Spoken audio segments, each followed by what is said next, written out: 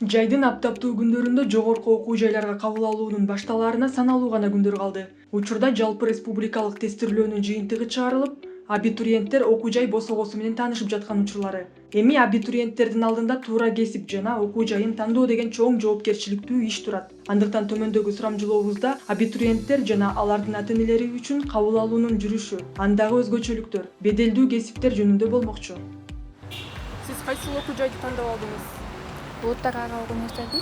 Эмне үчүн, эмне себептен? Эмнеси кызыктырды сизди? Досторум менен, туугандарым менен жакшы рекомендация алдым. Ошодон эметип интернеттен баракчаларынан окудум, жакшы экен. Экономика, менеджментке тапшырдым. Өзүм тайкен байкелерим иштейт да ошо менен ошонун артынан мындай абадан сунушам. Кудай буюрса 12-синде айтат экен жолум. Бүгүн эртең.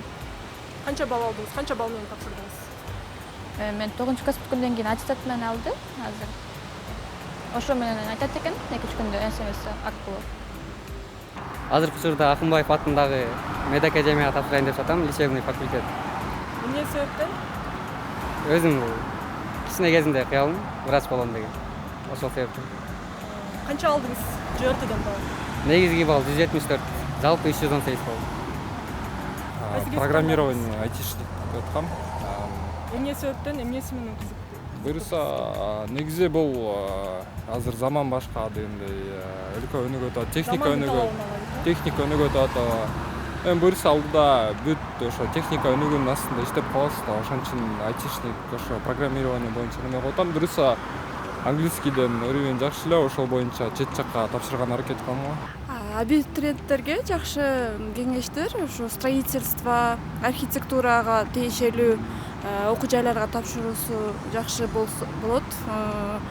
Мисалы, азыркы учурда Бишкекте деле канча үй курулуп атат, ошолордун түзүлүшүнбү жакшылап жакшы окуса, медицина тармагында көп жакшы дагы кесиптерге ээ болсо жакшы деп ойлойм.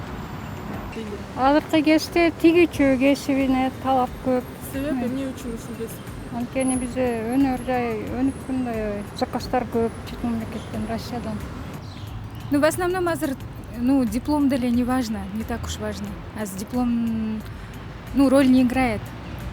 Азыркы учурда получается в сфере индустрии, салон красоты развивается, да, в основном чё. И диплом, мне кажется, сейчас не важно. Көп эле, например, окуп бүтүп алып, кызыл диплом менен деле бүтүп, но они не работают со своей профессией. Алдыга умтулушсун, алдыга койгон максаттарына жетишсин.